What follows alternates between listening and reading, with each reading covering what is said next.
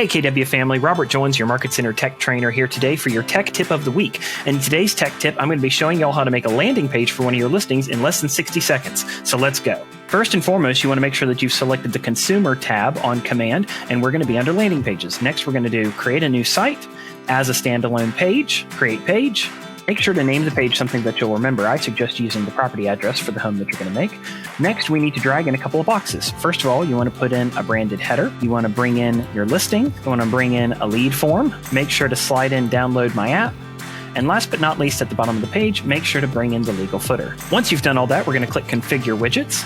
And now we just have to do a couple of things. You'll see here, Download My App, Lead Form, and Legal Footer have all already been taken care of. That's why they have green check marks. Let's go to our branded header. In the branded header, you want to make sure that you put something eye-catching so that people will remember it. Once you click Save and Apply, let's make sure we go back.